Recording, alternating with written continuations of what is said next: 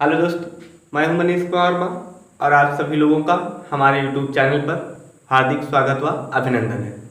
जैसा कि आपको ह्यूमन रिप्रोडक्टिव जो पार्ट था उसमें से आपको पहला पार्ट पढ़ा दिया गया था और दूसरा पार्ट है।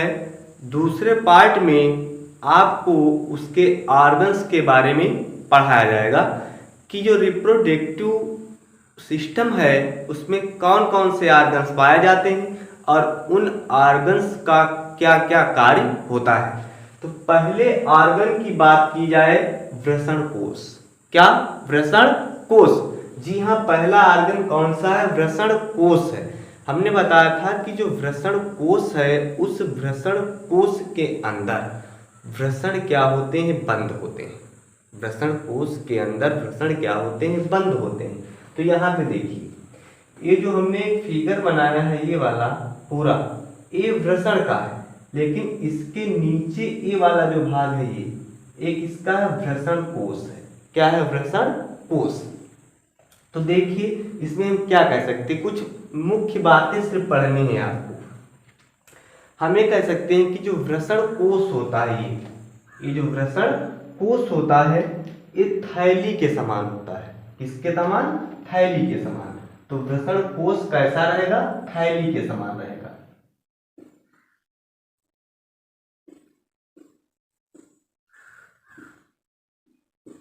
वृषण कोश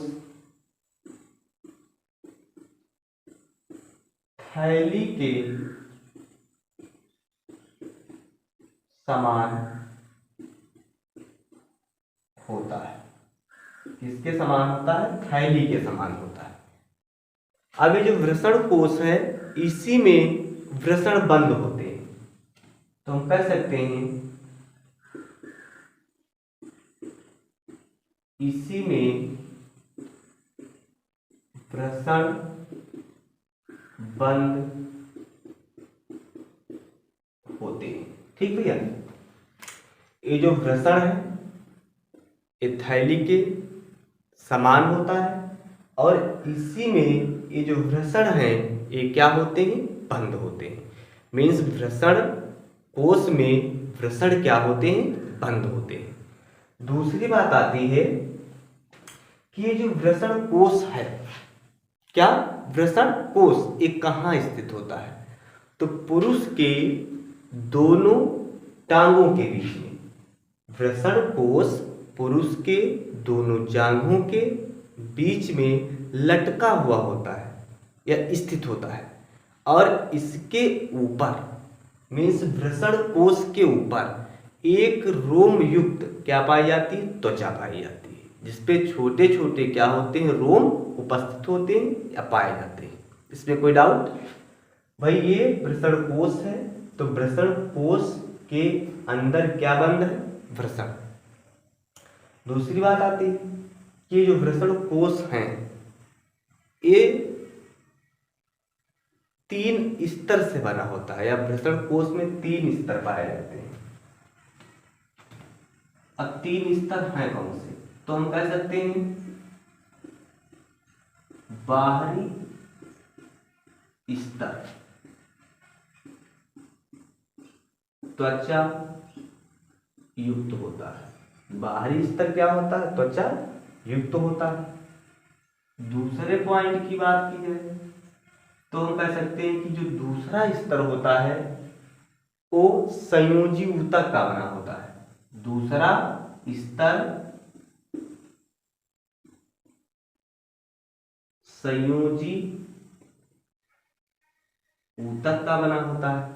और तीसरी यदि बात की जाए तो हम कह सकते हैं भीतरी। कौन? भीतरी। ये जो भीतरी स्तर है ये अरेखित। क्या? अरेखित पेशी का बना होता है। इतनी बात समझ में आई?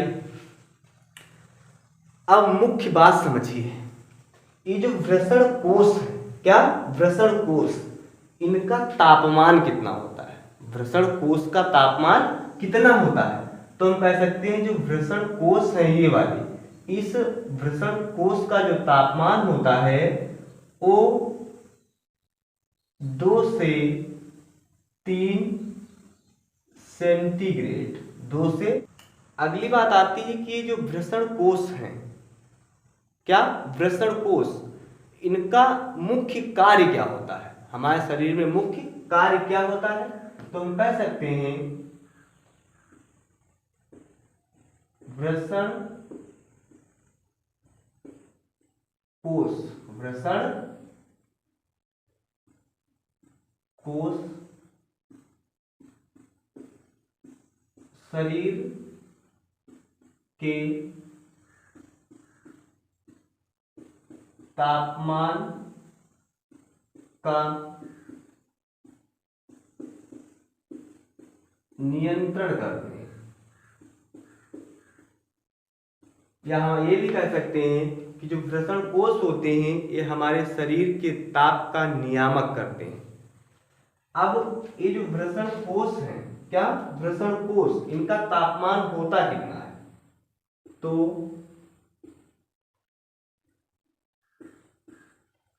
स्क्रोटम मीन्स वृषण कोश का तापमान नर के शरीर के तापमान से 2 से 3 सेंटीग्रेड क्या होता है, कम होता है, क्या होता है, कम होता है। ये बहुत ही मुख्य बात है कि वृषण कोश क्या करते हैं, तो ये शरीर के तापमान का नियामक होते हैं, और वृषण कोश का जो तापमान होता है वो कितना होता है, तो हमारे शरीर के तापमान से 2 से 3 सेंटीग्रेड कम होता है। अगली बात आती है कि ये जो वृषण कोश होते हैं इस सर्दी के मौसम में, किस मौसम में, सर्दी में क्या हो जाते हैं, सिकुड़ जाते हैं, क्या हो जाते हैं, सिकुड़ जाते हैं। और गर्मी की बात की जाए, गर्मी की, तो गर्मियों में वृषण कोश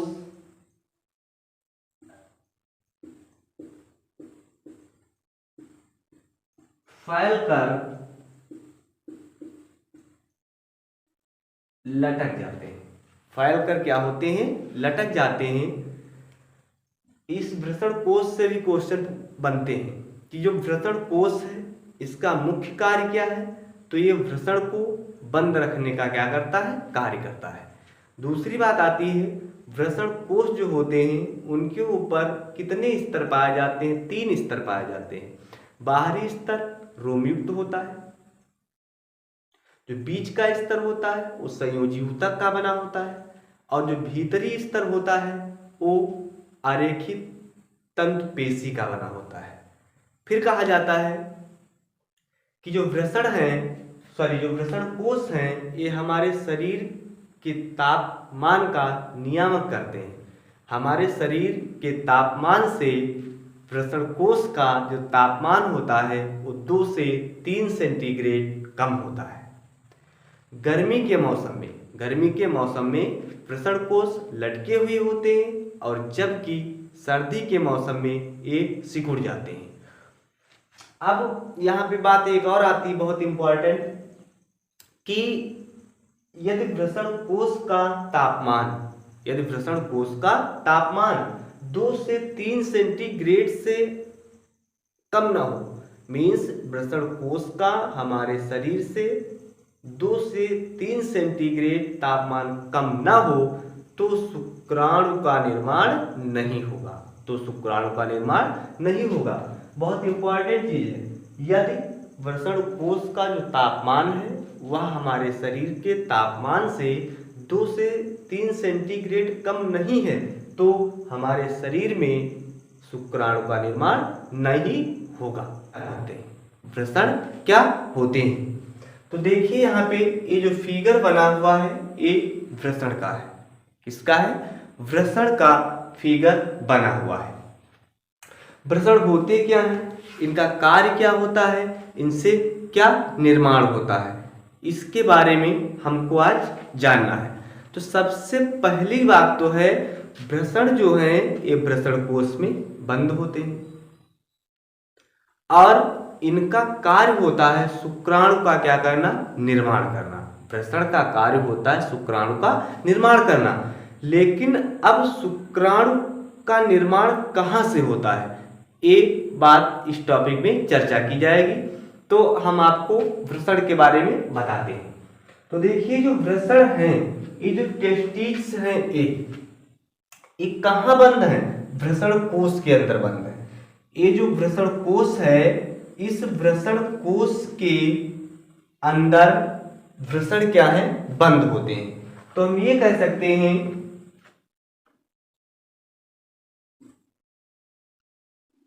वृषण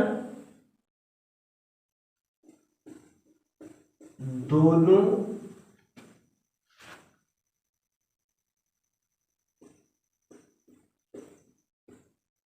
टांगों के बीच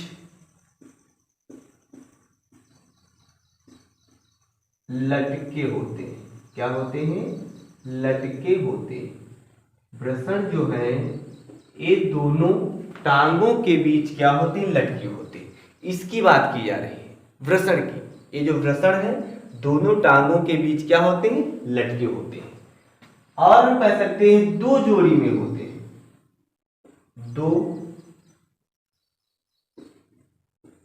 जोड़ी मीन्स जोड़ी में होते हैं। क्या होते हैं? जोड़ी में होते हैं। वृषण जो है ये टांगों के बीच लटके होंगे और जोड़ी में होंगे तथा वृषण कोश में बंद होते हैं। क्या होते हैं? बंद होते हैं। अगली बात आती है कि जो वृषण है ये लंबाई, मोटाई और भार और रंग क्या होता है। तो जान लेते हैं कि जो वृषण है इसकी लंबाई कितनी होती है। तो हम कह सकते हैं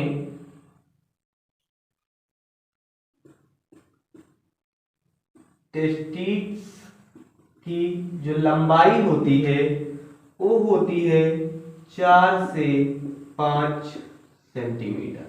कितनी? 4 से 5 सेंटीमीटर। और यदि इसकी मोटाई की बात की जाए कि मोटे कितने होते हैं, तो 2.5 सेंटीमीटर। कितने? 2.5 सेंटीमीटर। ये जो वृषण है ये लंबे 4 से 5 सेंटीमीटर, मोटे 2.5 सेंटीमीटर। और पूछा जाए इनका भार कितना होता है, मीन्स भार की बात की जाए तो हम कहेंगे 20 से 25 ग्राम। 20 से 25 ग्राम। रंग की बात की जाए, कलर कैसा होता है, रंग कैसा होता है, तो रंग होता है भैया गुलाबी। कैसा होता है? गुलाबी होता है। इतनी बात आप लोगों की समझ में आ गई होगी कि जो वृषण है ये दोनों टांगों के बीच में लटके होते, जोड़ी में होते। ठीक,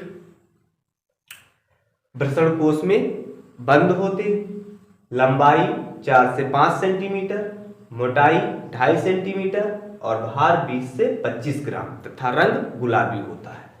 इसकी बात की गई है, वृषण की बात की गई है। ये बात आती है कि जो वृषण होते हैं ये द्विस्तरीय होते हैं। क्या होते हैं? द्विस्तरीय।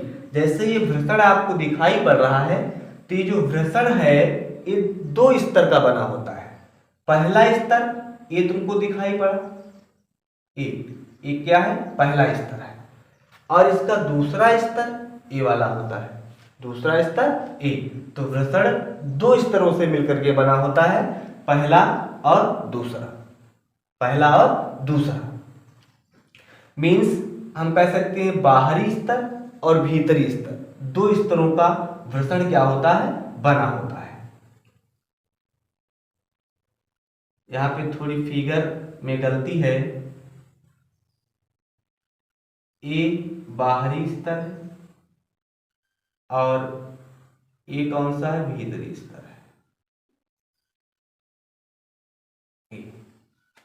ठीक, तो देखिए हम आगे कह सकते हैं घर्षण जो होता है वह दो स्तरों से मिलकर बना है।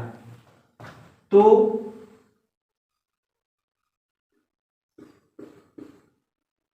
टेस्टी दो स्तर से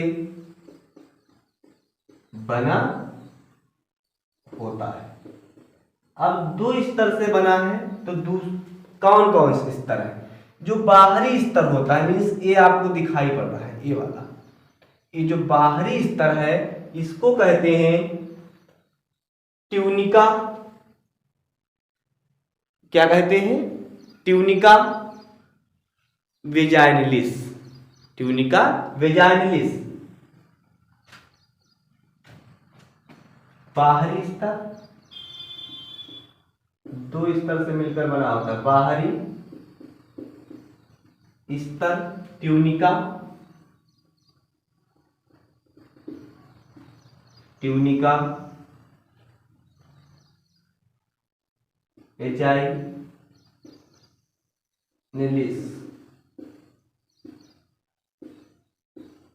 कहलाता है। ठीक भैया, ये जो पहला स्तर है घर्षण के चारों ओर का बाहरी जो स्तर है इसको पहला स्तर माना गया है और ये ट्यूनिका वेजाइनलिस, ट्यूनिका वेजाइनलिस। तथा दूसरा स्तर मीन्स हम कह सकते हैं भीतरी स्तर, भीतरी स्तर को क्या कहोगे, तो भीतरी स्तर ए वाला जिसको कहते हैं ट्यूनिका एल्बुजिनिया, भीतरी स्तर को ट्यूनिका एल्ब्यूजिनिया कहा जाता है। क्या कहा जाता है, एल्ब्यूजिनिया कहा जाता है। इतनी बात समझ में आई। जो बाहरी स्तर है वो कहलाएगा ट्यूनिका वेजाइनलिस ए वाला, और जो दूसरा स्तर है अंदर का भीतरी स्तर वो है ट्यूनिका एल्ब्यूजिनिया, मीन्स ए वाला भीतरी स्तर।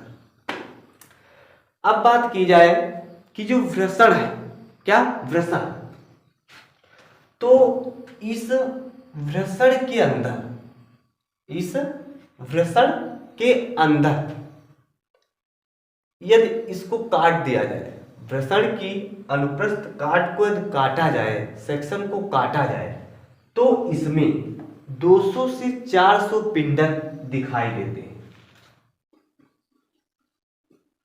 तो हम कह सकते हैं वृषण में 200 से 400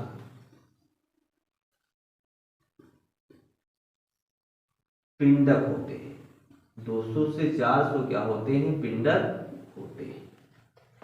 ये जो टेस्टिस है, वृषण है, यदि इस वृषण की अनुप्रस्थ काट को हम काट दें तो उसमें हमको 200 से 400 पिंडक क्या होते हैं, दिखाई पड़ते हैं। अब आगे देखते हैं।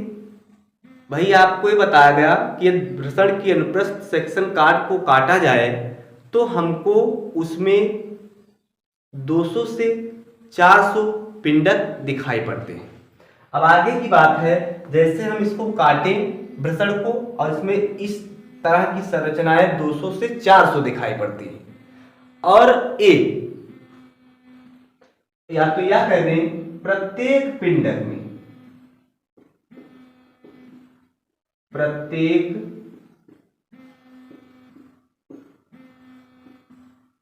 पिंडक में 2 या 3 क्या होती हैं, सेमनीफेरस ट्यूब होती है, मीन शुक्र जनन नलिकाएं होती है। प्रत्येक पिंडक में 2 या 3 शुक्र जनन नलिकाएं, शुक्र जनन नलिकाएं होती है। और क्या होता है, और देखिए, और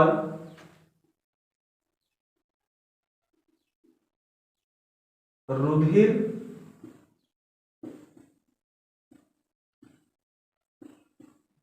केशिकाएं होती हैं। क्या होती है, रुधिर केशिकाएं होती हैं। और क्या होता है, और हम कह सकते हैं अंतराली कोशिकाएं। क्या, अंतराली या लीडिंग सेल होती है। लीडिंग क्या होती है, सेल होती है। इतनी बात समझिए। हमारे कहने का मतलब ये था कि यदि इस वृषण कोश को हम काटें तो उसमें 200 से 400 तो हमको पिंडक दिखाई पड़ेंगे। 200 से 400 कितने, 200 से 400 पिंडक दिखाई पड़ेंगे। और प्रत्येक पिंडक में 2 या 3 शुक्रजनन नलिकाएं होती हैं। और शुक्रजनन नलिकाओं के अतिरिक्त रुधिर केशिकाएं होती हैं, ये संयोजी ऊतक में पड़ी मिलती हैं। और अंतराली या लीडिंग कोशिकाएं होती हैं। ये जो लीडिंग कोशिकाएं हैं, कौन सी लीडिंग कोशिकाएं, ये करती क्या है, हार्मोन्स का स्राव करती है। क्या, हार्मोन्स का स्राव।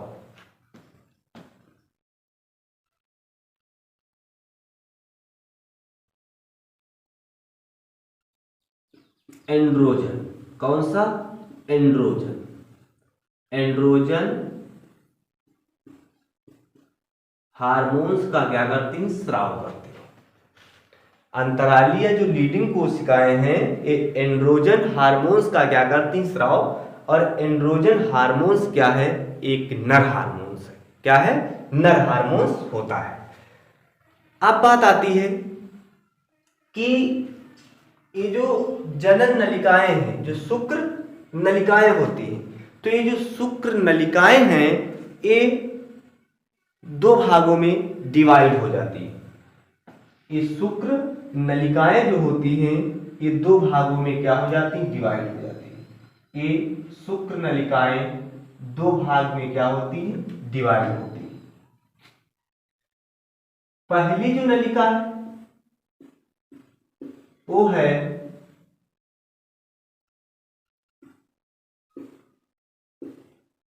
शुक्र जनन सेल, शुक्र जनन सेल। और जो दूसरी होती है उसको कहते हैं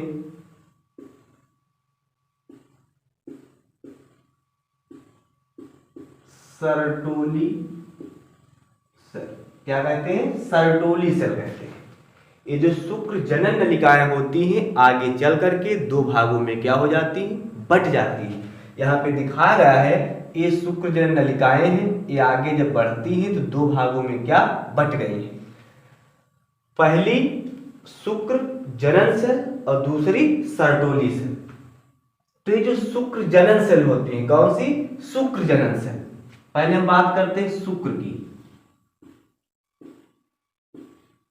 शुक्र जनन, शुक्र जनन सेल। तो इनका कार्य क्या होता है, तो शुक्र जनन जो सेल हैं ये शुक्राणु का निर्माण करती है। स्पर्म का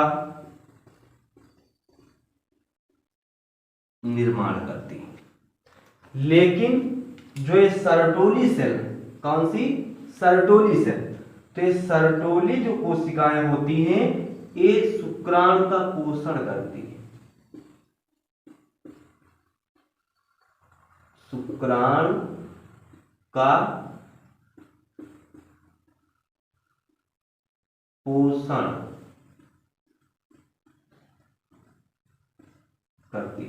ठीक है भैया, इतना समझ में आया कि टेस्टिस क्या है, वृषण क्या होता है, वृषण क्या होता है। अब आगे बातें आती है कि एपिडिडाइमिस, एपिडिडाइमिस अधिवृषण क्या होता है। तो अधिवृषण आपको अगले टॉपिक में, अगले पार्ट में पढ़ाया जाएगा। तो वृषण से क्वेश्चन क्या क्या बनते हैं, देखिए पहली बात तो बनता है कि वृषण जो है इसका भार कितना होता है, तो 20 से 25 ग्राम होता है। दूसरा क्वेश्चन बनता है कि जो वृषण है उसमें कौन सी कोशिका शुक्राणु का निर्माण करती, तो शुक्र जनन जो सेल होती है, कौन सी शुक्र जनन सेल शुक्राणु का निर्माण करती है।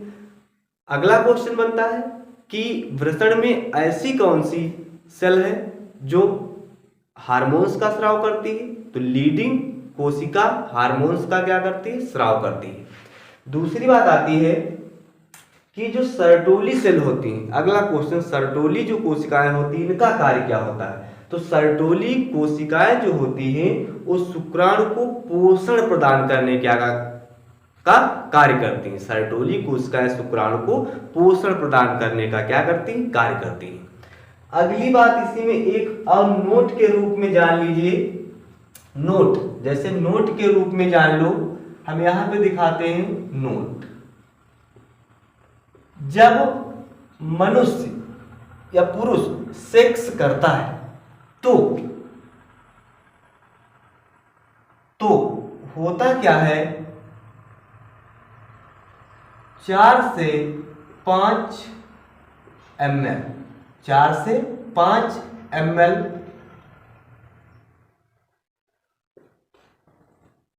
वीर्य उसके लिंग से बाहर निकलता है।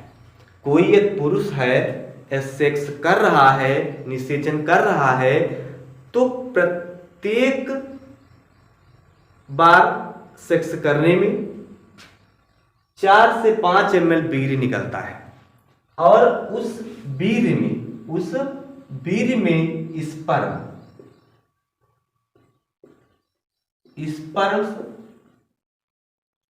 200 मिलियन होते हैं। कितने होते हैं, 200 मिलियन होते हैं। यदि किसी भी शुक्राणु में 200 मिलियन से यदि किसी पुरुष के वीर्य में 200 मिलियन से कम शुक्राणु है तो वह जो पुरुष होता है स्त्री को प्रेग्नेंट नहीं कर सकता, स्त्री को प्रेग्नेंट नहीं कर सकता। दोबारा सुन लीजिए, जब कोई पुरुष एक बार निषेचन की क्रिया करता है, मीन्स सेक्स करता है, तो उसके सेक्स करने में 4 से 5 ml वीर्य निकलता है और इस वीर्य में होता क्या है, 200 मिलियन से अधिक शुक्राणु होते हैं। यदि 200 मिलियन से शुक्राणु की संख्या कम है तो वह पुरुष किसी भी स्त्री को प्रेग्नेंट नहीं कर सकता। कहने का मतलब क्या है कि उस पुरुष के जो शुक्राणु हैं वह किसी स्त्री के अंडाणु को निषेचित नहीं कर सकते। तो यहाँ पे ये टॉपिक क्या हो रहा है, समाप्त हो रहा है। यहाँ पे ये टॉपिक क्या हो रहा है, समाप्त हो रहा है। अगला टॉपिक आपको एपिडिडाइमिस अगले दिन पढ़ाया जाएगा। धन्यवाद।